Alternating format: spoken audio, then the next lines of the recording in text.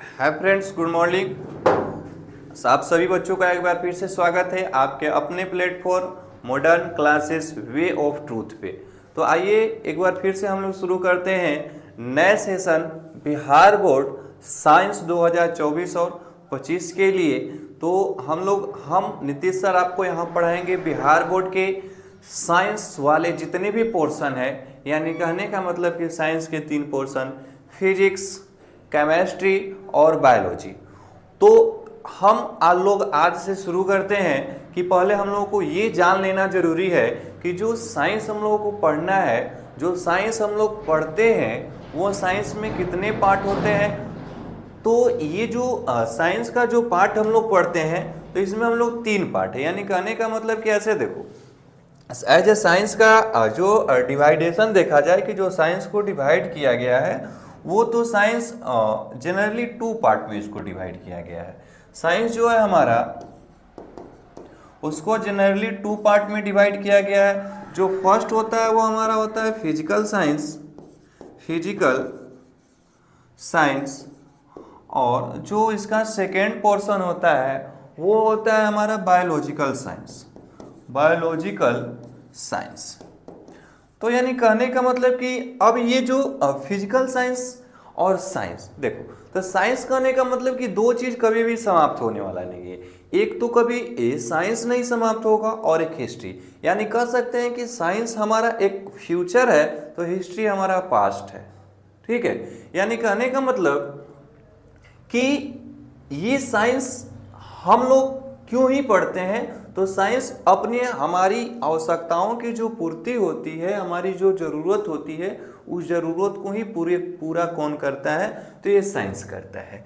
तो देखो, साइंस का एक प्रॉपर अगर डिफिनेशन देखा जाए तो मनुष्य के अवलोकन और प्रेक्षणों के आधार पे, मतलब हम लोग जो भी देखते हैं, देखने के बाद उसका प्रेक्षण करते हैं और प्रेक्षण के बाद हम जो भी निष्कर्ष निकालते हैं उसी निष्कर्ष का जो क्रमबद्ध एक ज्ञान होता है, वही ज्ञान हमारा क्या होता है, विज्ञान होता है।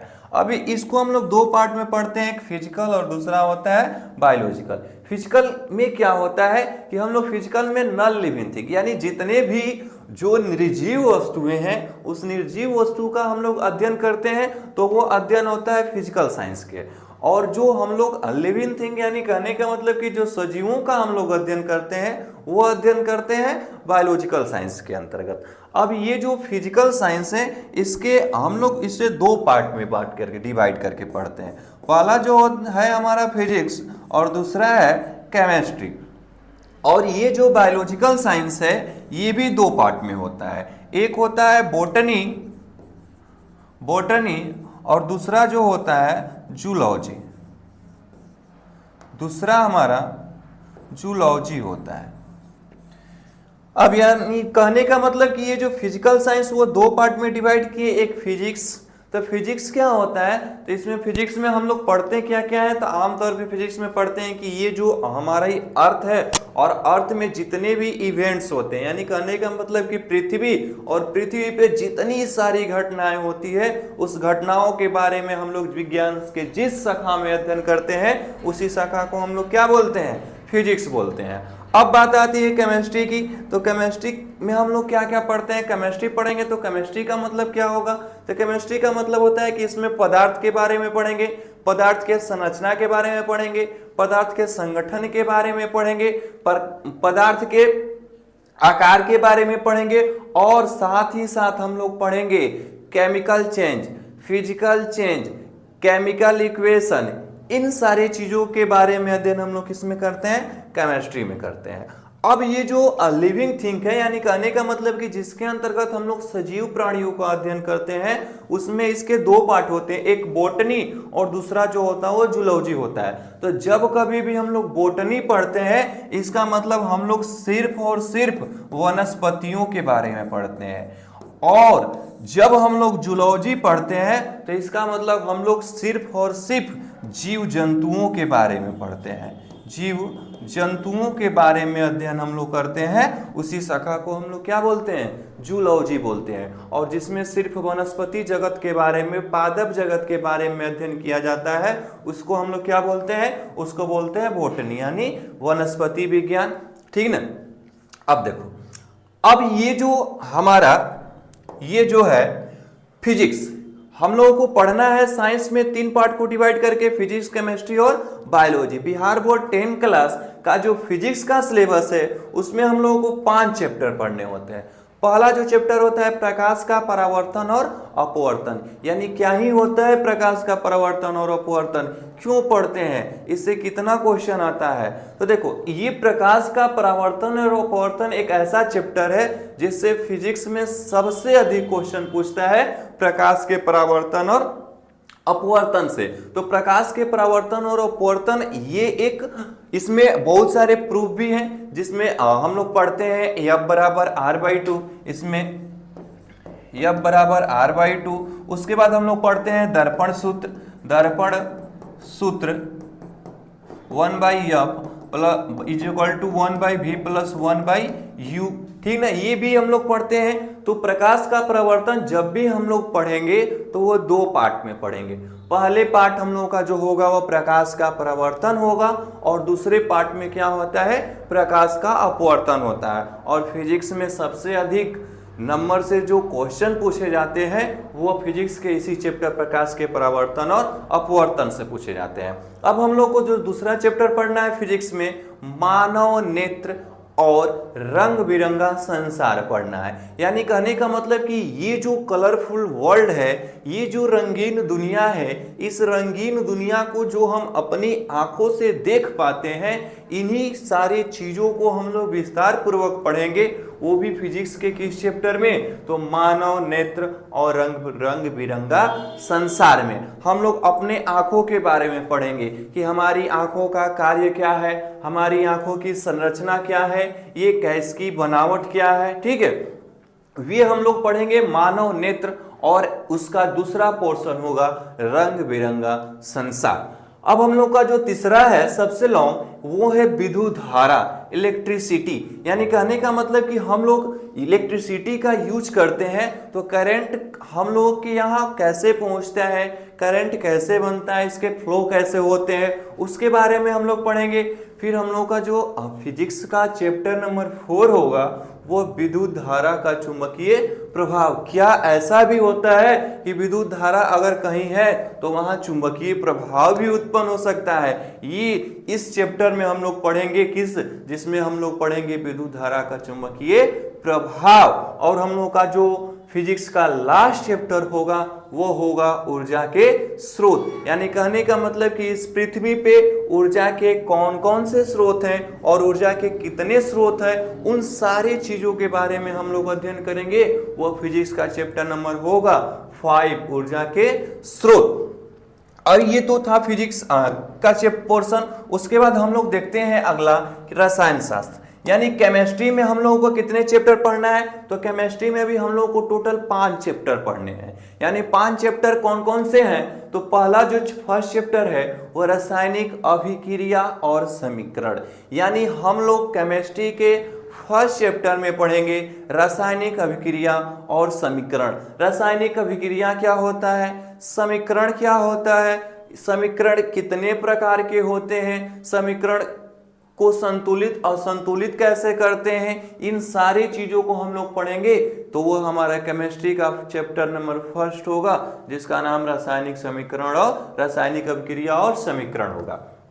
उसके बाद जो केमिस्ट्री का सेकेंड चैप्टर होगा, चैप्टर नंबर 2, उसका नाम है अम्ल, क्षार और लवण, एसिड, बेसेस एंड सॉल्ट। यानी कहने का मतलब कि हम दिन भर में ऐसे कई से पदार्थों ग्रहण करते हैं, खाते हैं, जिसमें से कुछ पदार्थ खट्टे भी होते हैं, कुछ पदार्थ मीठे भी होते हैं, कुछ पदार्थ नमकीन भी होते हैं। तो कौन कौन से पदार्थ जो खट्टे होते हैं उनको क्या बोलेंगे, जो थोड़ा टेस्ट में बीटर मतलब कड़वे होते हैं उनको क्या बोलेंगे, जो नमकीन होते हैं उनको क्या बोलेंगे, इनकी प्रॉपर्टीज क्या क्या हो सकती है, ठीक है। तो इन सारे चीजों के बारे में हम लोग पढ़ेंगे।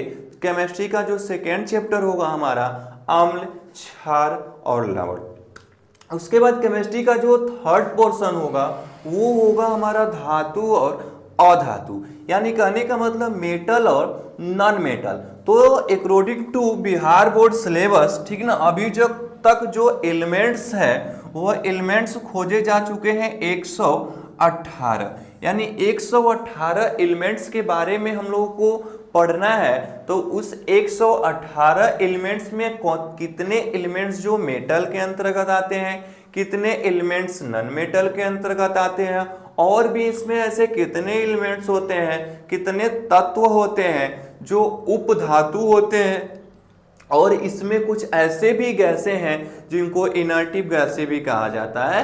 तो सिर्फ इनर्टिव गैस की संख्या अब तक 6 ही है, helium, neon, argon, krypton, xenon और रेडॉन। तो ये सारी चीजों को हम लोग पढ़ेंगे केमिस्ट्री का जो चैप्टर नंबर 3 है, धातु और अधातु।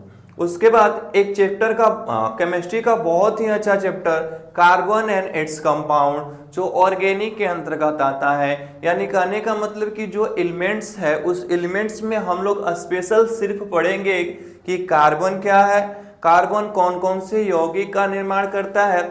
आपको बता दें कि ये जो कार्बन है वह इस 118 तत्वों में से सबसे अधिक कार्बनिक यौगिक का निर्माण करने वाला जो तत्व होता है वह तत्व कार्बन होता है। यानी कार्बन जो है वह सबसे अधिक कार्बनिक यौगिक का निर्माण करता है। इसलिए जब हम लोग 10th पास करके 12th में जाते हैं तो केमिस्ट्री भी वहाँ दो पोर्शन हो जाता है, एक ऑर्गेनिक होता है और दूसरा इनऑर्गेनिक होता है। ठीक है, तो ये हम लोग पढ़ेंगे केमिस्ट्री का चैप्टर नंबर 4 कार्बनिक यौगिक, और कार्बन और इसके यौगिक पढ़ेंगे। उसके बाद हम लोग पढ़ेंगे चैप्टर नंबर 5 तत्वों का आवर्त वर्गीकरण, जिसमें हम लोग पढ़ेंगे मेंडलीव का आधुनिक आवर्त सारणी। ठीक है, उसके बाद जो हम लोगों को और पढ़ना है बायो का जो पोर्शन होगा हम लोगों का वह भी उसमें हम लोगों को पढ़ना है 4 चैप्टर। ऐसे तो मुख्यतः पढ़ना कितना है 4 चैप्टर, लेकिन ये 4 चैप्टर में इसमें बहुत सारे पोर्शन होते हैं।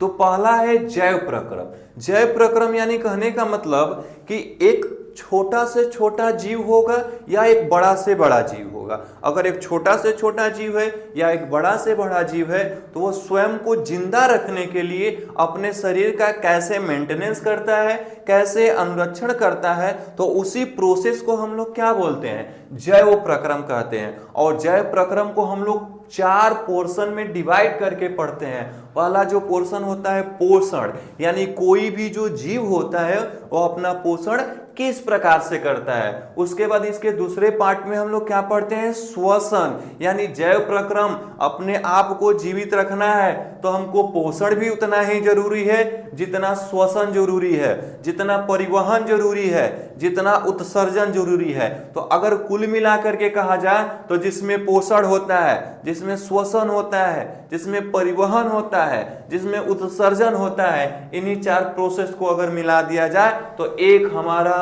जो बन करके टॉपिक तैयार होता है उस टॉपिक को हम लोग नाम देते हैं जैव प्रक्रम। उसके बाद बायोलॉजी का जो हम लोग का सेकेंड चैप्टर होगा वह नियंत्रण और समन्वय होगा। यानी कहने का मतलब कि कोई भी जीव अपने आप का नियंत्रण कैसे करता है और इस वातावरण में बदलते मौसम के अनुसार अपने आप को कैसे परिवर्तन करता है, कैसे उनके अनुकूल बनाता है, उनके अनुदिश बनाता है, हम लोग पढ़ेंगे। बायोलॉजी का जो चैप्टर नंबर 2 होगा वो होगा नियंत्रण और समन्वय में।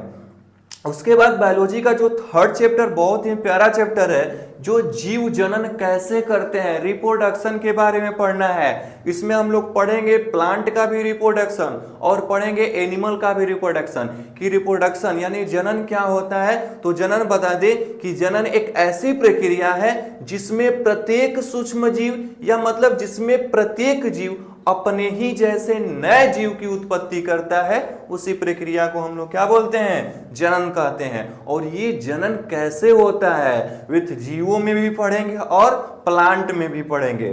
उसके बाद हम लोग पढ़ेंगे जो लास्ट चैप्टर होगा बायोलॉजी का, वो हमारा होगा जैव अनुवांशिकता और जैव विकास होगा। तो कुल मिलाकर के देखा जाए तो ऐसे केमिस्ट्री के बायोलॉजी के तो 4 चैप्टर हो गए, लेकिन इसमें 4 को भी ऐड कर लें तो केमिस्ट्री के बायोलॉजी के 8 चैप्टर हो गए। तो जनरली तौर पे हम लोग फिजिक्स में पढ़ेंगे 5 चैप्टर, उसके बाद केमिस्ट्री में पढ़ेंगे 5 चैप्टर, और उसके बाद बायोलॉजी में पढ़ेंगे 4, 5 5 10 14 और 4 इसको ऐड कर ले, कुल मिलाकर के 19 चैप्टर कंप्लीट करना है हमको।